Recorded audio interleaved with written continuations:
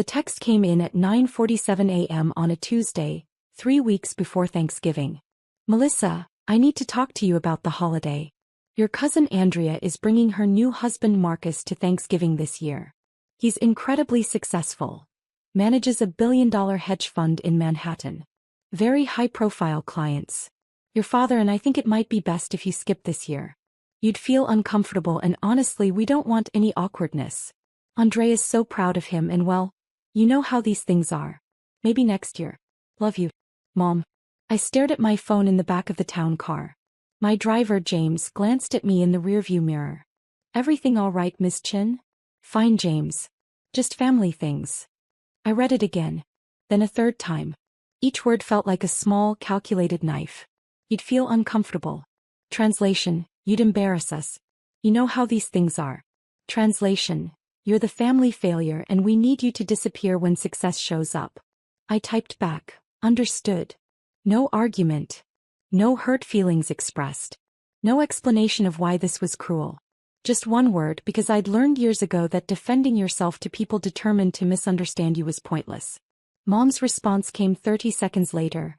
You're so mature about this. I knew you'd understand. We'll do something special just as soon. Maybe lunch. That lunch would never happen. It never did. I put my phone away and looked out at the Manhattan skyline. My office building gleamed in the morning sun, 47 floors of steel and glass. The car pulled into the underground executive parking level, past the regular parking into the section marked Private Executive Suites Only. Have a good day, Miss Chin, James said as he opened my door. You too, James. See you at 5. The private elevator took me directly to the 45th floor. The doors opened to reveal floor-to-ceiling windows overlooking Central Park, tasteful modern art on the walls, and my assistant Derek already at his desk. Morning, Melissa. Coffee's ready.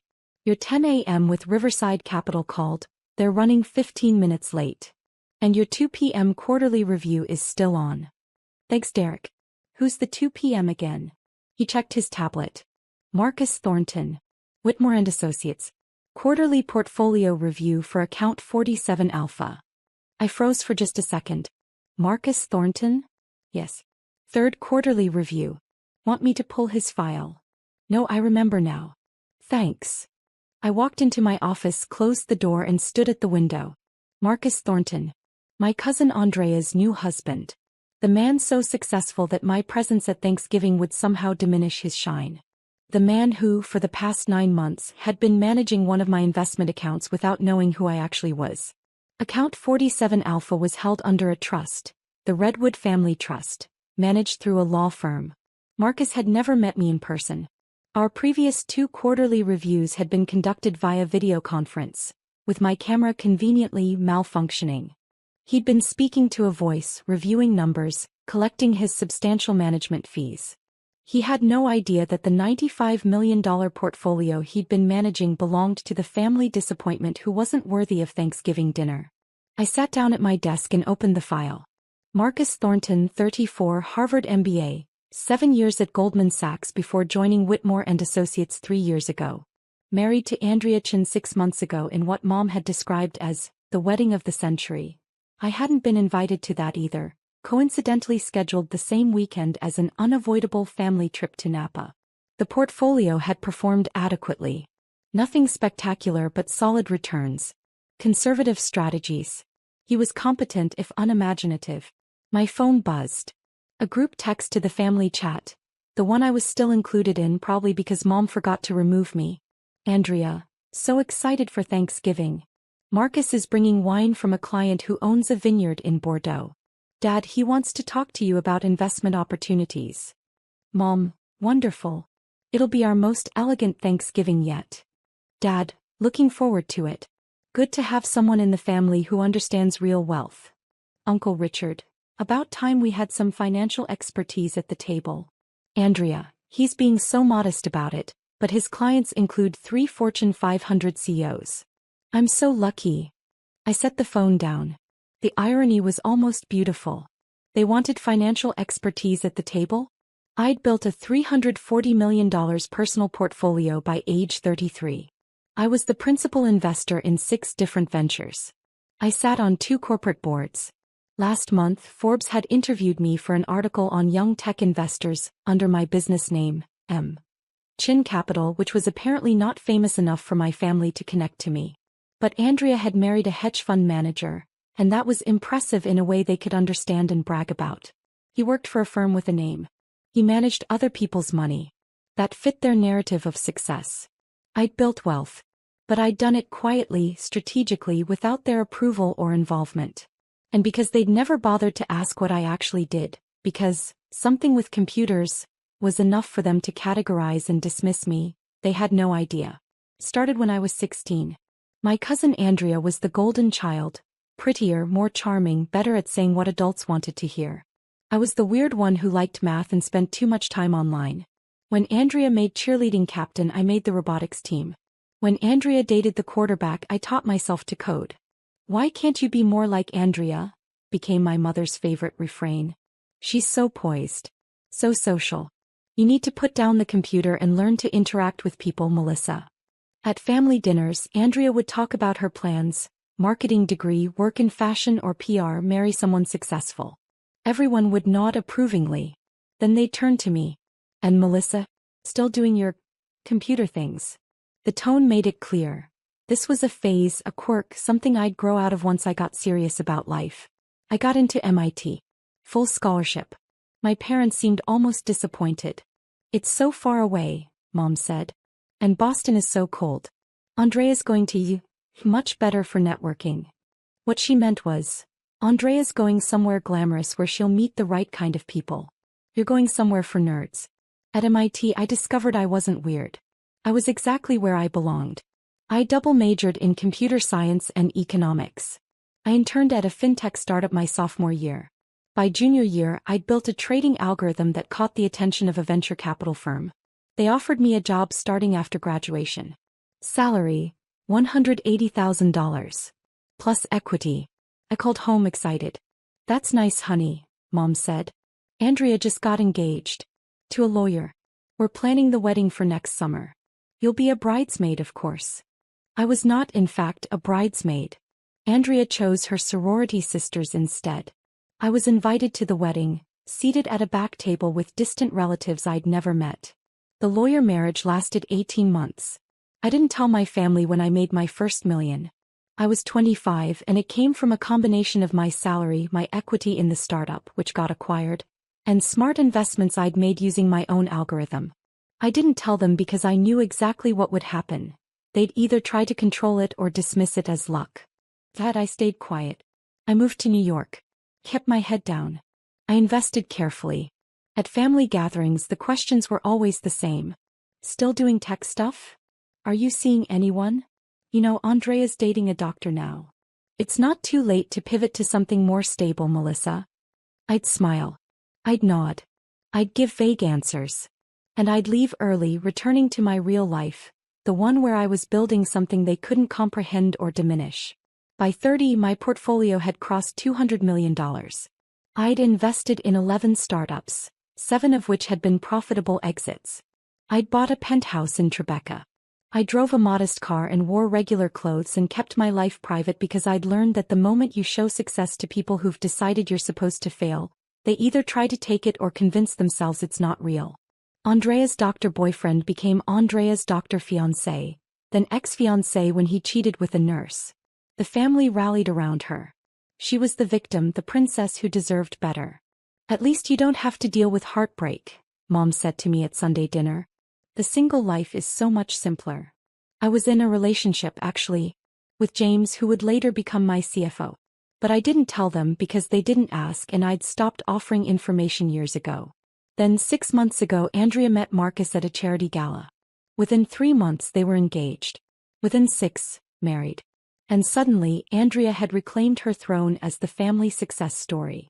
The wedding I wasn't invited to was covered in the society pages. Hedge fund manager Marcus Thornton weds Andrea Chin in lavish Hamptons ceremony. There were photos of Mom and Dad beaming, of Andrea in a designer gown, of the intimate gathering of 300 guests. I saw it all on Instagram. The family group chat exploded with excitement. Marcus was brilliant. Marcus was successful. Marcus managed serious money for serious people. Finally, someone in the family who understood real finance. I almost laughed. Real finance? I'd been practicing real finance while they were still trying to explain to relatives what I did for a living. But I said nothing. I just watched. 9 months before the wedding, I'd been looking for a new portfolio manager for one of my diversified accounts. My primary investments I managed myself, but I believed in spreading risk. I wanted someone to handle a conservative, traditional portfolio, stocks, bonds, some real estate exposure. About $95 million that I wanted managed competently but not aggressively. My attorney, Richard Voss, recommended Whitmore and Associates. They're good, he said. Not flashy but solid returns. They work with high net worth individuals. Very discreet. Who would be managing it? Probably Marcus Thornton. He's their rising star. Used to be at Goldman. Smart guy, bit of an ego, but he knows what he's doing.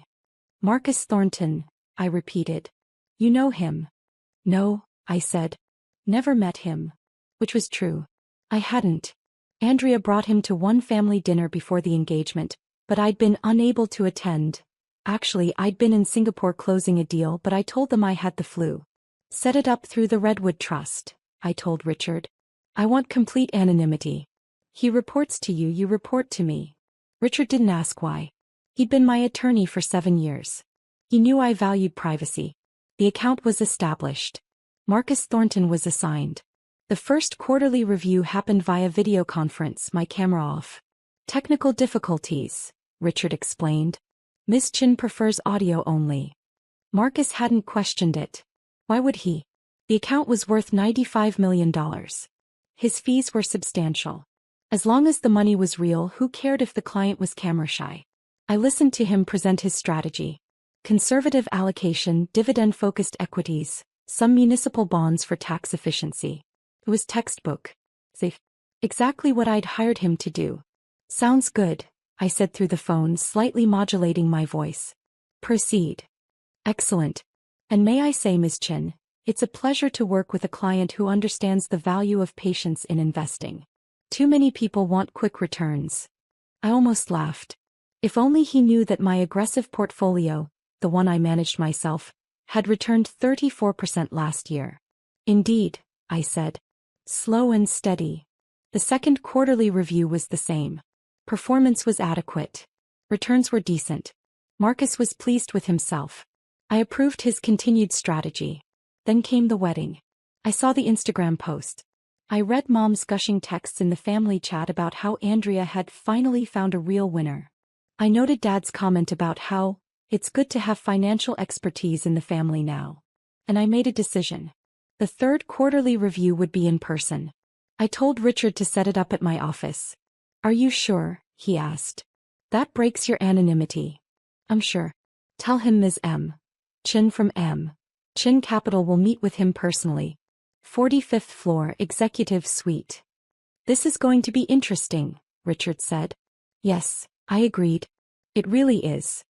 The disinvitation text arrived 3 weeks before Thanksgiving. Mom's message was clear.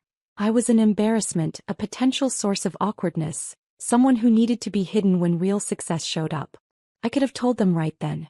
I could have sent a screenshot of my portfolio. I could have explained that Marcus literally worked for me, managed a fraction of my wealth, collected fees that I paid him. But that would have been defensive. Reactive. It would have looked like I was trying to prove something. Instead, I decided to let the universe handle it.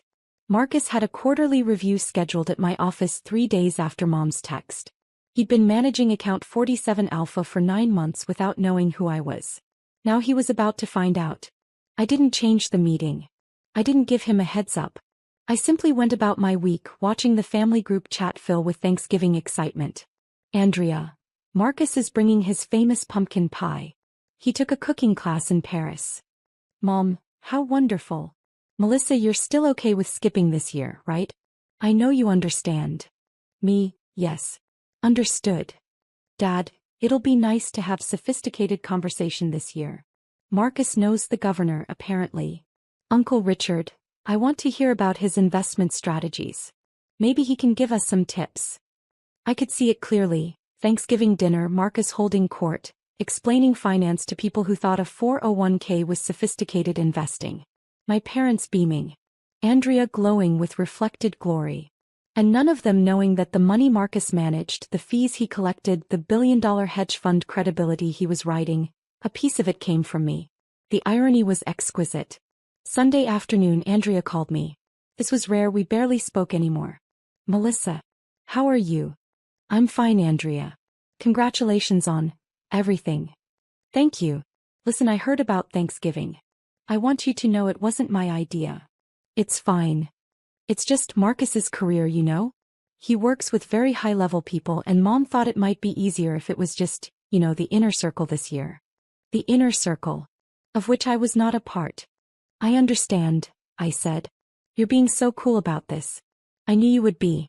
You've always been so independent, so content with your own thing. Not everyone needs the spotlight, right? Right, I said. And honestly, you'd probably be bored anyway. Marcus talks about finance stuff all the time. Super technical. I barely understand it and I'm married to him. She laughed. I'm sure, I said. Okay, well, I should go. We're meeting his parents for dinner. But let's grab coffee soon, okay?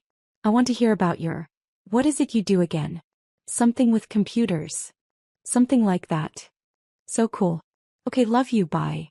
She hung up before I could respond. I sat there, phone in hand, and felt something shift inside me.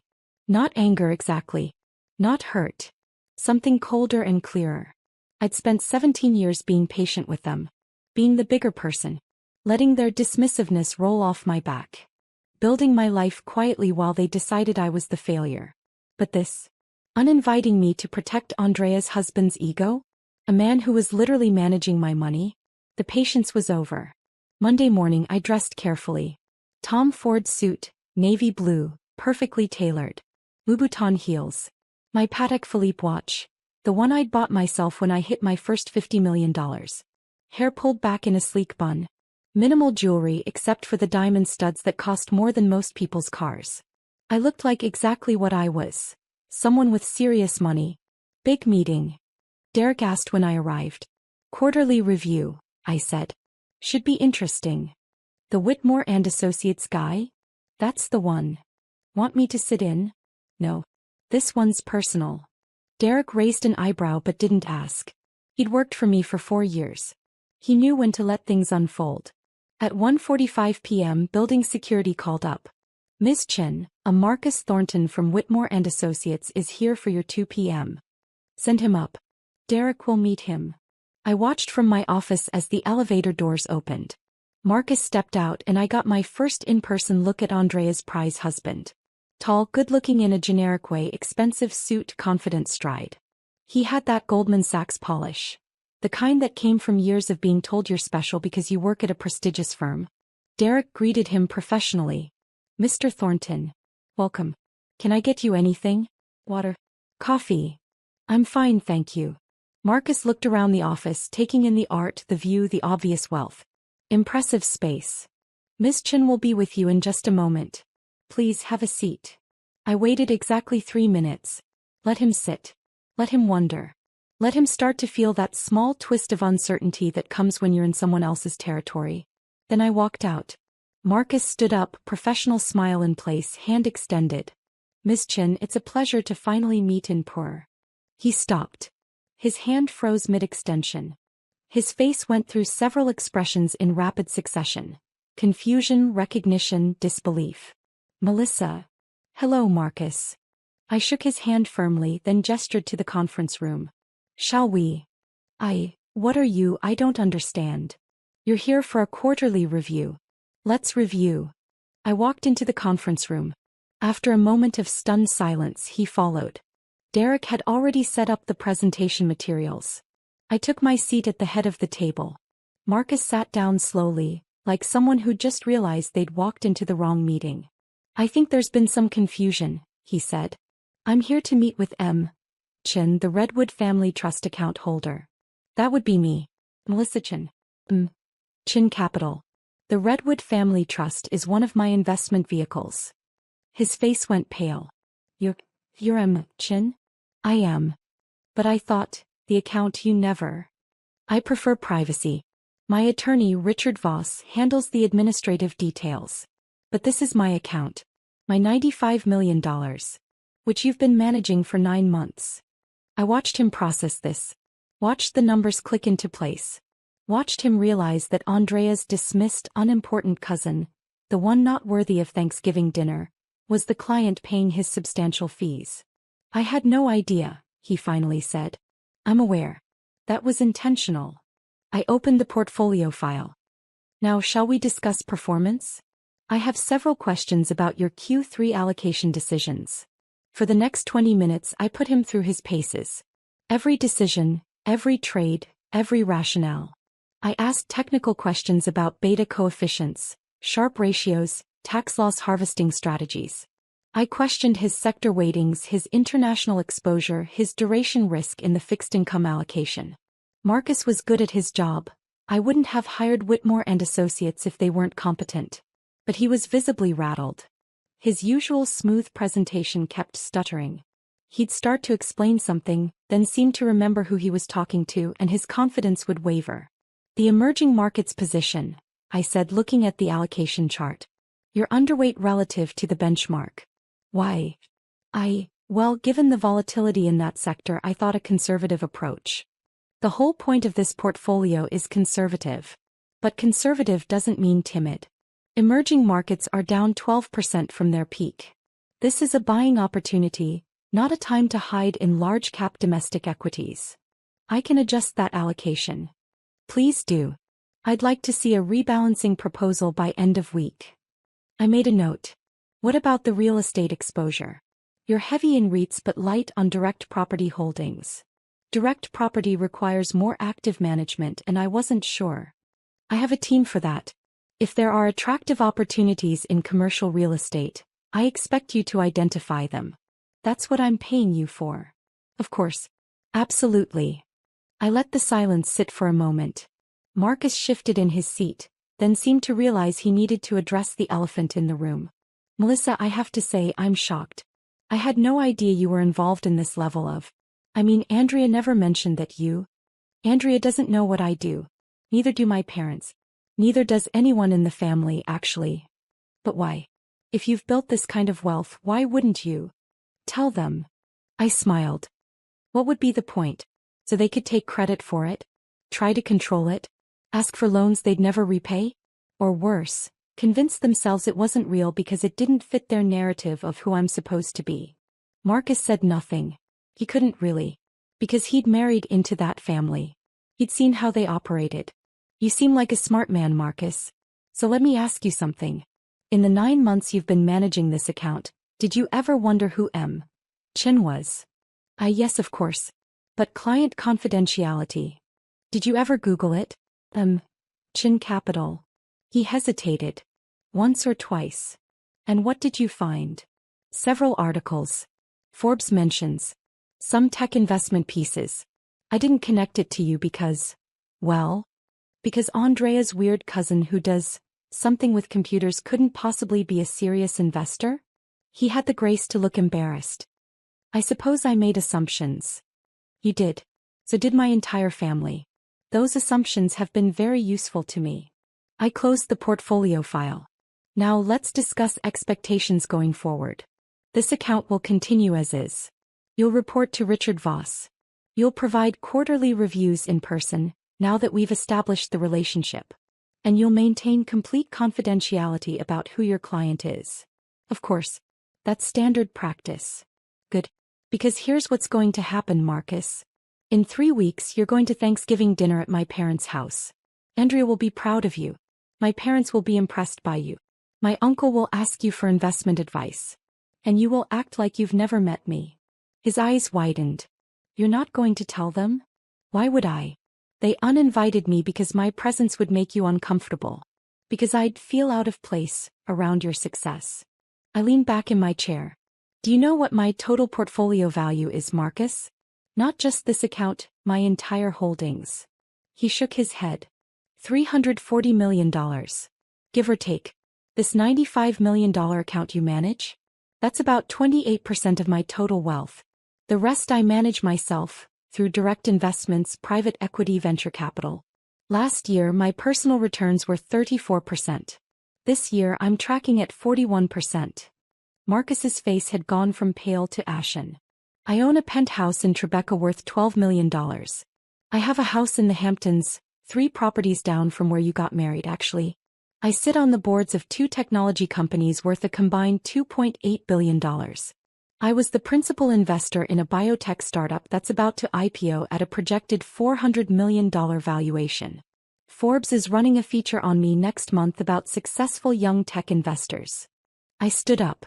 Marcus automatically stood as well. So when you sit at Thanksgiving dinner and my father asks about your investment philosophy, when my mother gushes about how wonderful it is to finally have financial expertise in the family, when Andrea looks at you like you're her trophy, remember this meeting. Remember that the person they dismissed, the person they found embarrassing, is the reason you're collecting management fees on a $95 million account. Melissa, he seemed to be struggling for words. I don't know what to say. Say you'll have the rebalancing proposal to Richard by Friday. Yes. Of course. But, can I ask why you're doing this? Why not just tell them the truth? I walked to the window, looked out at the Manhattan skyline. Because, Marcus, the truth is only valuable to people who are willing to hear it.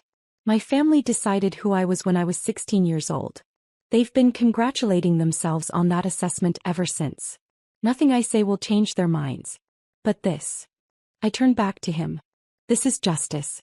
You're going to sit at their table, accept their admiration, and know that it's all based on a fundamental misunderstanding. You're going to see them dismiss me, mock me, pity me, and you're going to know what they don't. And you're going to live with that knowledge and never be able to share it. That seems cruel, maybe. But not as cruel as uninviting your daughter to Thanksgiving because she might embarrass the golden child's husband. I picked up the portfolio file. We're done here. Derek will see you out. Marcus stood there for a moment looking like he wanted to say something else. Then he seemed to think better of it, gathered his materials and walked to the door. He paused. For what it's worth, I think they're idiots. They're my family, I said. I'll decide what they are. He nodded and left. I stood at the window for a long time after he was gone, watching the city below. My phone buzzed. The family group chat. Mom, just confirmed the menu with the caterer. This is going to be our best Thanksgiving ever. Andrea, Marcus is so excited. He's never had a real family holiday before. Dad, looking forward to talking business with him. Finally someone at the table who speaks my language. I smiled. Oh, this was going to be interesting. The week before Thanksgiving things started happening. Wednesday Richard called. Just received Marcus's rebalancing proposal. It's very thorough. Very aggressive, actually, much more than I expected from him. Good. He's motivated. He also asked if you'd reconsider attending Thanksgiving. Said he'd be happy to explain to your family that he knows you professionally, that you're a respected colleague. What did you tell him? That it wasn't my place to convey messages. But Melissa, this is eating at him. He's called 3 times this week with portfolio questions that could have waited until the quarterly review. Let him call. It's good for him to take this account seriously.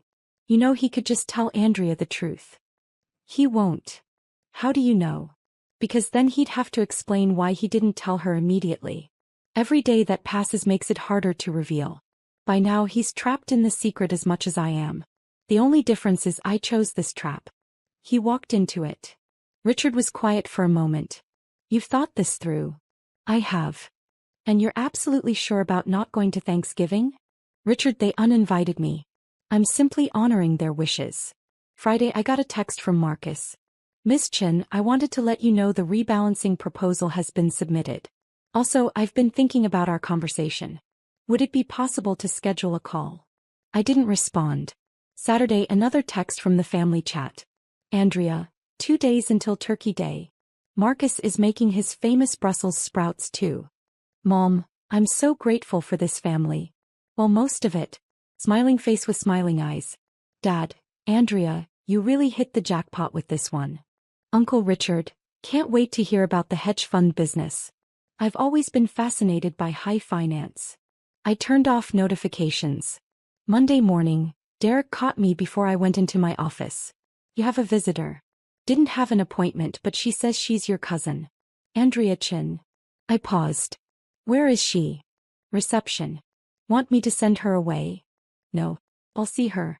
Conference room. Andrea was wearing head-to-toe designer Chanel suit, Hermes bag, shoes that cost more than some people's monthly rent. She looked polished, perfect, every inch the successful hedge fund manager's wife. She also looked nervous. Melissa. Thank you for seeing me. I know I should have called, but I was in the neighborhood and... You're never in this neighborhood, Andrea. What do you want? She blinked at my directness. We'd always played nice before, maintained the pretense of sisterly affection. I wanted to talk to you about Thanksgiving. I'm not coming. We've established that. I know, but, Melissa, Marcus has been acting strange all week. He's distracted, stressed. Yesterday I asked him what was wrong and he said it was work stuff, but I think he feels bad about you not being invited. That's between you and Marcus. He asked if we could invite you. But Mom already finalized the seating chart and the catering order, and it would be awkward to change things now, and honestly I think it's better this way. You'd be miserable anyway. You never liked these big family things. Is that what you came here to say? No. I came to ask, what do you do exactly? Marcus asked me yesterday what your job was and I realized I don't actually know. You're in tech, right? Something with websites. I almost laughed. Here it was.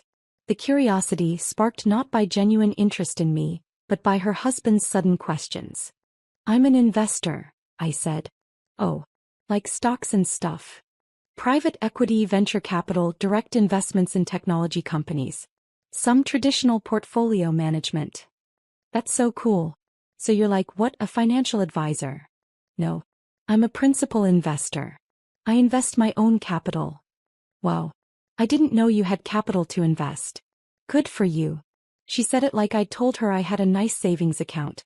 So you work for an investment firm? I own an investment firm. Chin Capital. This is my office. Andrea looked around, really seeing it for the first time. The art. The view. The expensive furniture. The implicit wealth in every detail. This is your company? It is. Like you own it? You're not just renting office space here. Andrea, I own the firm. I manage investments worth several $100 million. This isn't a side hustle. This is what I've built over the past 12 years. She stared at me. Several $100 million? Yes. But, why didn't you ever say anything? Why didn't Mom and Dad know? They never asked. Neither did you. We thought you were just doing some tech job. Like coding or website design or something. I did that too. That's how I started. But I built it into something bigger. Andrea sat down slowly. Does Marcus know? There was the real question. You'd have to ask him, I said. Melissa, please. Does my husband know that you have... She couldn't seem to finish the sentence. Andrea, if you want to know what Marcus knows, ask Marcus. That's between you and him. She looked at me with something I'd never seen from her before. Actual vulnerability. He's been so weird this week. And now you're telling me you're some kind of investment mogul and he's asking questions about you and I need to know if something's going on. Nothing's going on. Your husband is a hedge fund manager. I'm an investor. We exist in the same professional ecosystem. That's all. But you've met him? Professionally. I've met a lot of people professionally. Melissa, please. Just tell me. Tell you what? That your husband respects my work? That the professional community takes me seriously even if our family doesn't? What exactly do you want me to say, Andrea? She stood up, anger flashing across her face. You know what? This is so typical of you. Always acting like you're above everyone. Like you're too good for the family. We try to include you and you make it difficult. You uninvited me to Thanksgiving. Because you'd be uncomfortable. Marcus works with Fortune 500 CEOs. What would you even talk about?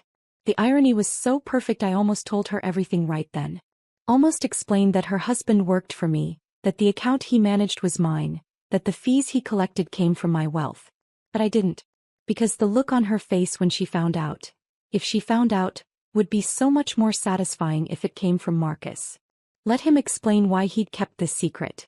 Let him navigate that conversation. You're right, I said instead. I probably would be uncomfortable. It's better this way. So we're okay? We're fine, Andrea. Enjoy your Thanksgiving. She left, but I could see the doubt in her eyes. The questions forming. The suspicion that something wasn't quite adding up.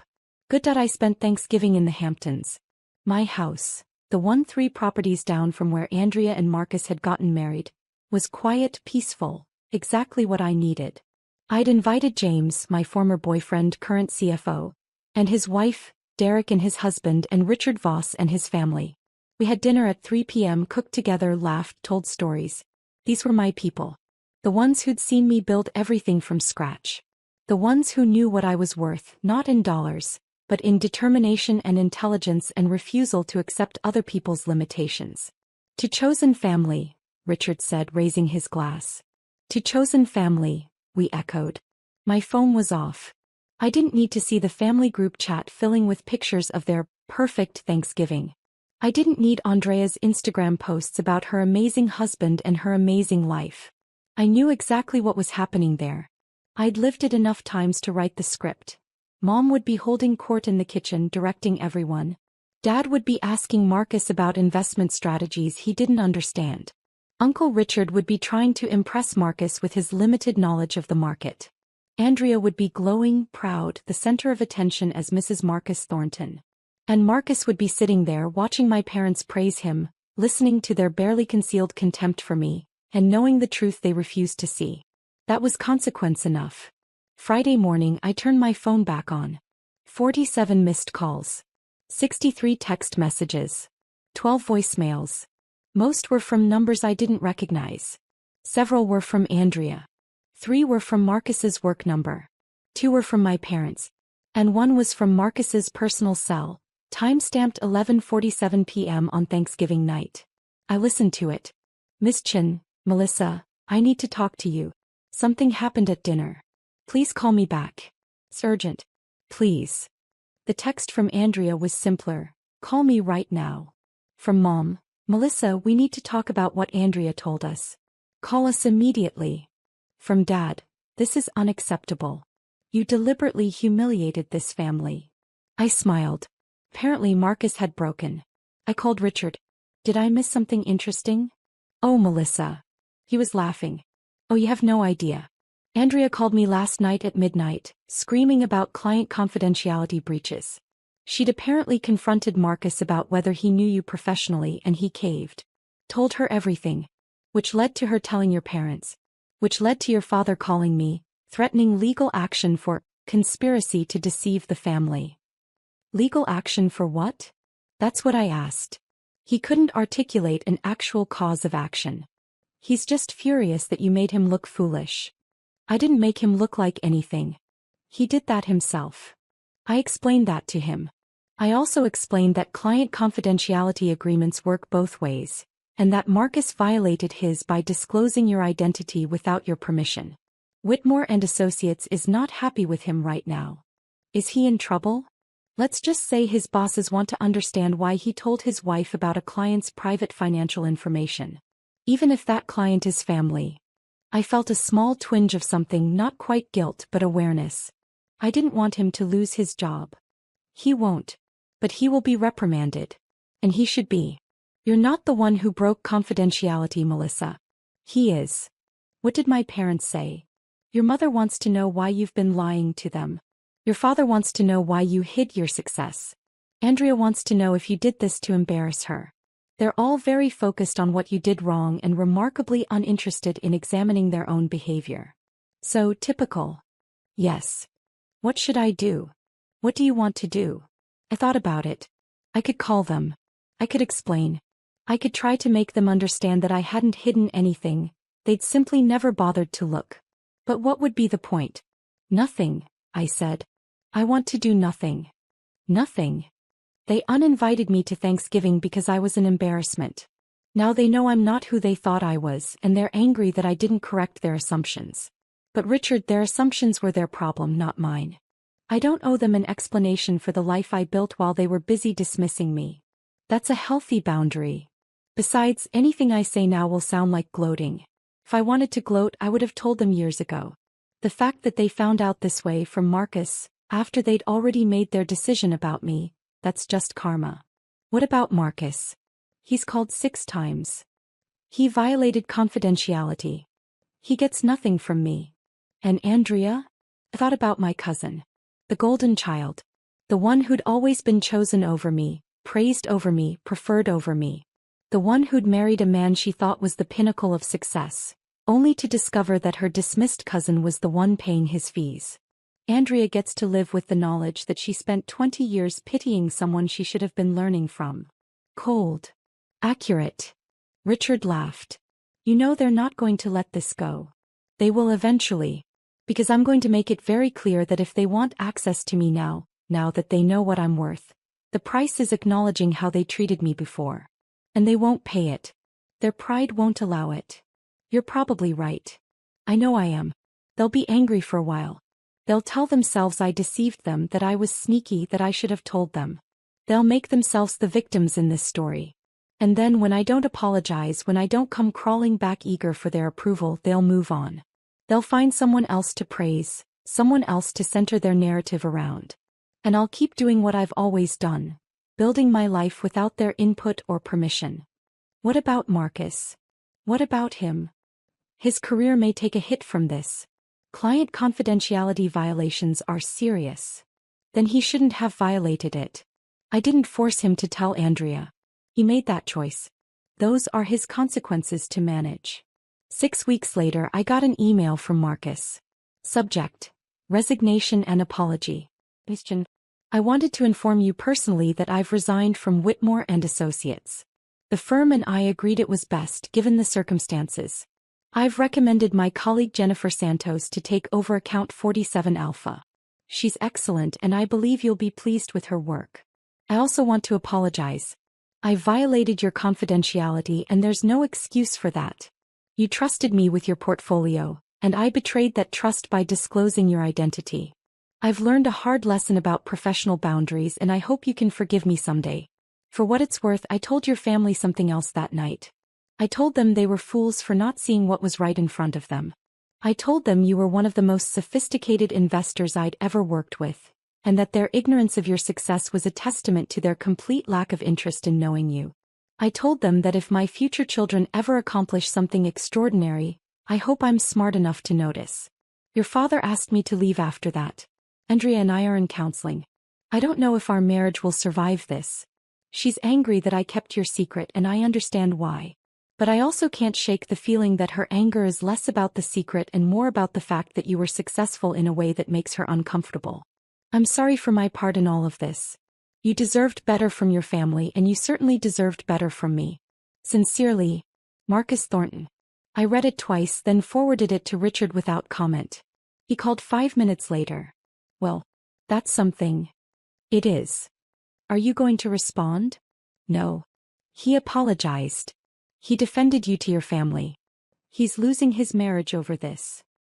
He's losing his marriage because he violated professional ethics and kept secrets from his wife. That's not my fault. True.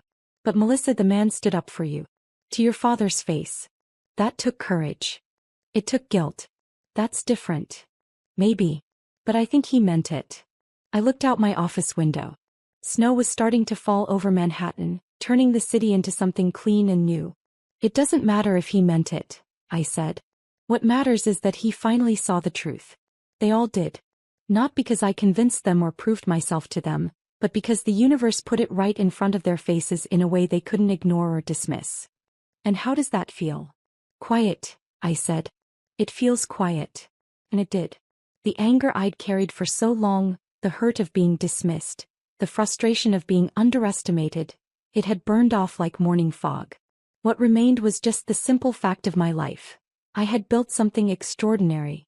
I had done it without their help, without their approval, without their belief. Their blindness to that was their loss, not mine. My phone buzzed. A text from an unknown number. Hi Melissa, this is Jennifer Santos from Whitmore and Associates. I wanted to introduce myself and schedule our first quarterly review for account 47 Alpha. I'm honored to be taking over this portfolio. Would January 15th at 2 p.m. work for you? I texted back, that works. And Jennifer? Let's keep this strictly professional. No personal questions. Absolutely. That's how I prefer to work as well. Perfect. The family group chat had been quiet for weeks. I was still technically in it, but no one posted anymore. The silence was louder than any argument could have been. Then 2 days before Christmas, a text from Mom. Melissa, I think we should talk. Can we meet for lunch after the holidays? I stared at it for a long time. Finally, I typed, I don't think so, Mom. But thank you for asking. Her response came immediately, we're your family. You can't just cut us off. I'm not cutting you off. I'm simply choosing not to invest time and energy in relationships that have consistently devalued me. You uninvited me to Thanksgiving because you were embarrassed by who you thought I was. Now you want to have lunch because you know who I actually am. I'm not interested in relationships that are conditional on my net worth. The three dots appeared, disappeared, appeared again. Then, that's not fair. You're right. It's not. But it's honest. And I've decided that honesty is more important to me than fairness. No response. I put my phone away and went back to work. I had a board meeting in an hour. A portfolio review after that. Dinner with James and Derek to discuss Q1 projections. A life that was full and meaningful and entirely my own. The family would go on without me. Andrea would recover or she wouldn't. Marcus would rebuild his career or he wouldn't. My parents would find someone new to be proud of, some other success story they could claim. And I would keep building. Keep investing. Keep proving not to them but to myself, that the quiet girl who liked computers had been right all along. Success isn't about who believes in you. It's about whether you believe in yourself enough to build something extraordinary, even when everyone around you insists you're meant for something small. I believed. And that made all the difference.